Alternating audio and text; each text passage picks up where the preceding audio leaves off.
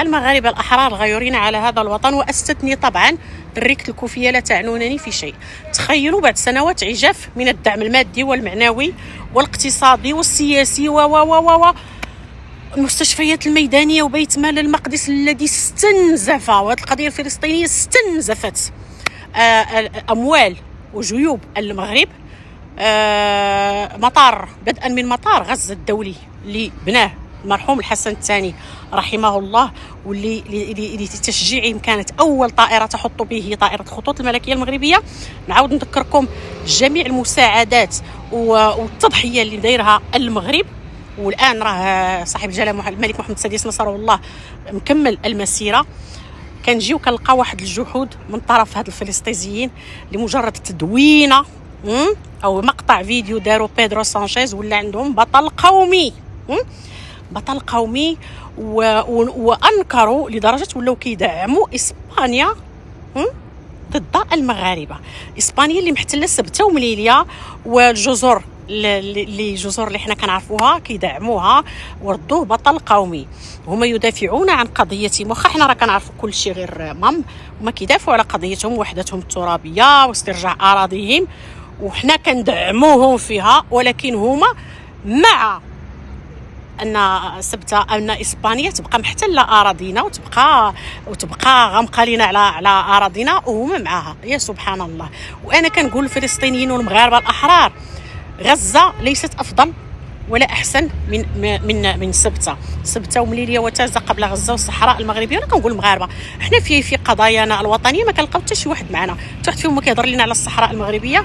وموضوع سبته ومليليه فجاه بغيسكم وعربوش ولينا كنلقاو كله بقات فيه اسبانيا، ولكن حتى واحد ما هضر لنا على القضيه ديالنا. فلهذا كنقول المغاربه كل واحد يدي سوق راسو، كل واحد يدخل سوق راسو، حتى واحد ما كيدافع عليك على ارضك، حتى واحد ما كيدافع عليك على بلادك. انتم اللي خاشين قنوفتكم فين ما يبان لكم شي مشكل تلحوا فيه. فلسطين هو راه حط لك تمثال بيدرو سانشيز حيت دار تدوينه، ونكروا انك رزقك مشى على قبلهم. لك الله يا وطني، ويا ربي تعفو علينا من هاد التريكه الكوفيه. انا اقسم بالله لو كان بيدي شي حاجه تريكه الكوفيه نيشان الحبس بلا محاكمه، اقسم بالله العلي العظيم. اخيرا وليس اخيرا، شي واحد يترجم لهذاك بيدرو سانشيز اللي قال لك مشى عطى الجنسيه الاسبانيه لدوك الصحراويين المنفصلين باش يعرقل لعرقله الحكم الذاتي.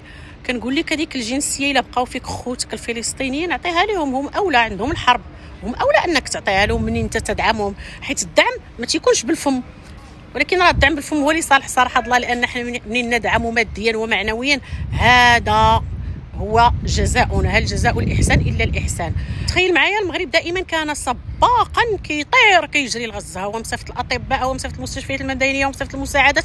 غير مؤخرا فاش كان الحصار على فلسطين، راه الطيران الوحيد اللي دخل بسبب العلاقات الدبلوماسيه مع اسرائيل ودخلت المساعدات كان هو المغرب، القوات المسلحه المغربيه اللي دخلت.